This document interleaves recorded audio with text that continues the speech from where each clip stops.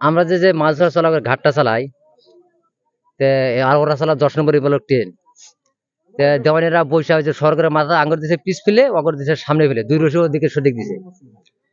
আমরা মাইনা গেছি যে আঙ্গুর আরো যদি 5 রশি পাড়ি দিয়ে দেয় আমরা তাও মানবো। তার পিছুর দিন আমরা নাম লাগাইছি, ওরা সরকারের মাথা দিয়া লোকা দিয়া গাউজুরি করে পেশেন্টার তো চড়েই নাই, আমাদের লোকায় চড়ছে। তাহলে ওকে 2 নাও ঘুরে গেছে গা, আমাদের নৌকা পরে নৌকা এসে ওরা নাড়ি ফেলানো এসে ওই সরকারের মাথার নৌকা ধরাইয়া মানুষগুলো হাইটা এসে আঙ্গুর বগুলা এসে গ্রাভিটির তুলে চাঙ্গা দেওয়ানো ছিল। তার পিছুতে নৌকা সেলুন এসে 2টাই না নাড়ি ফালাই না আঙ্গুর যেটা নামছে সব বাইটা বেরি করছে, মাথা ফাটাইছে, মানে ইটি করে খুব ক্ষতি করা লেছে। এই কেসালটার গোড়া হইলো আব্দুল মোগল হোসেন অর্ডার। হ্যাঁ, মোগল হোসেন ওই ধুবড়ি থাকে, ভাঙ্গার ঘর থাকে, গরুর বিজনেস করে, মাটির বিজনেস করে। হ্যাঁ হ্যাঁ জানি। হ্যাঁ, পুলিশের ভূমিকা কেনেকুৱা?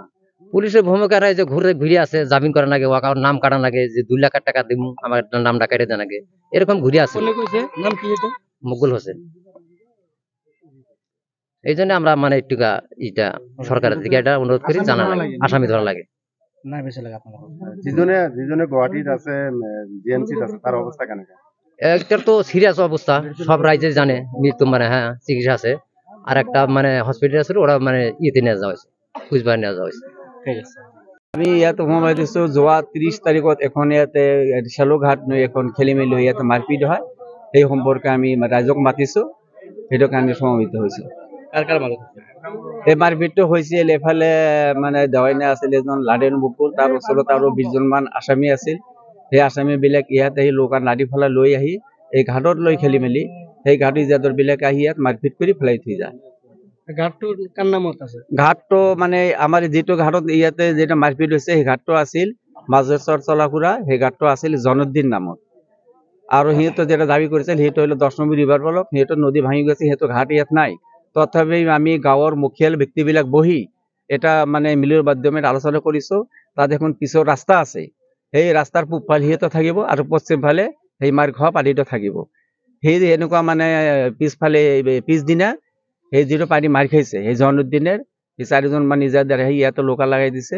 আৰু সিহঁতে ওই 10 নম্বৰৰ পৰা 54জন মান মানুহ নাদি ফালাৰে 2খন লোকা চেলো লৈ আহি ইয়াতে সিহঁতক মাৰপিট কৰি নদীতে পেলাই দিয়ে। নদীতে দাও আৰু ঘণ্টা আৰু ডেগাৰে মাৰপিট কৰি পেলাই দিয়ে, সিহঁতে গুচি যায়। পিছত সিহঁতে নদীত পৰি আছিল, চিঞৰ বাখৰি কৰাৰ পিছত ওচৰীয়া গাঁৱৰ মানুহবিলাক আহি সিহঁতক লোকাত লৈ ধুবুৰী সদৰ থানাত উপস্থিত হয়। তাৰ পৰা উপস্থিত হৈ সেই আৰক্ষীৰ সহায় লৈ হস্পিটেলত ভৰ্তি কৰে। হস্পিটেলৰ পৰা এটা মানে আসামী খুব ইনজৰ আছিল, সেইটো মানে গুৱাহাটী জিএমচিত এফআইআৰ কৰিছে। সেইটো জিএমচিত এতিয়াও তাত চিকিৎসা চলি আছে, সি মানে মৃত্যুৰ মুখত ঝুগি আছে। সেই নামটোৰ আসামীৰ নাম আছিল বক্কাৰ আলী, পিতাৰ নাম হলো মুজিবুৰ ৰহমান। তাৰ ঘৰ মাজেশ্বৰ চলাকুৰাত চৰ। পিছত আমি এজাহাৰ দিছো, আৰক্ষীৰ ভূমিকা কেনে? আৰক্ষীৰ ভূমিকা এজাহাৰ দিছো। সিহঁতে এদিন আহিছিল, আহি মানে তদন্ত কৰি গৈছে। আসামী 2টা উঠাইছে, কিছু পিছত আর আসামি ওঠাবলৈ অহা নাই। আসামি বিলাক গাঁৱতে আছে, ঘূৰি ঘূৰি আছে, আৰু সিহঁতে কিছুমান কথা মানে গাঁওজেৰি কৰি আছে। সেইটো আমি অধীক্ষক মহোদয়ৰ ওচৰত প্ৰাৰ্থনা জনাও যে আমাৰ এছপি ছাৰে আসামি বিলাক অতি সোনকালে ধৰি এৰেষ্ট কৰি বিহিত ব্যৱস্থা কৰি দিব লাগে। আজি আসামি 2জন উঠাইছে, সেই 2জন এতিয়া মানে সিহঁতৰ জেলত আছে, সিহঁতে মানে ফ্ৰড কৰি পেলাই দিছে। কেইজন আছে? আসামি আছে 20জন, তাৰ ভিতৰত 2জন উঠাইছে, বাকী বিলাক ধৰিব পৰা নাই। সেইবিলাক মানে সেইটো আমি ছাৰক অনুৰোধ কৰি আছো, এছপি ছাৰক, যে আসামী বিলাক অতি সোনকালে ধৰি এইটো বিহিত ব্যৱস্থা কৰিব লাগে। মোট আসামী 24-25জন মান আছে, 24-25জন মান আছে, আৰু গমদেও আছে, আৰু কিছুমান আছে সেইবিলাক নাজানো। মানুহ বহুত আহিছিল, প্ৰায় 2টা লোকালি 100জন মানুহ আহিছিল লাৰি ফালালৈ। চৰকাৰক আমি আবেদন জানিছো যে চৰকাৰে সেইটো আমাৰ তদন্ত কৰি আসামী এৰেষ্ট কৰি বিহিত ব্যৱস্থা কৰিব লাগে, আমাৰ উচিত বিচাৰ লাগে। সেইটো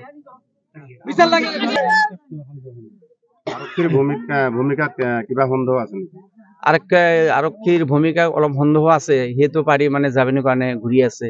গতিকে এতিয়া আমাৰ সন্দেহ হৈছে।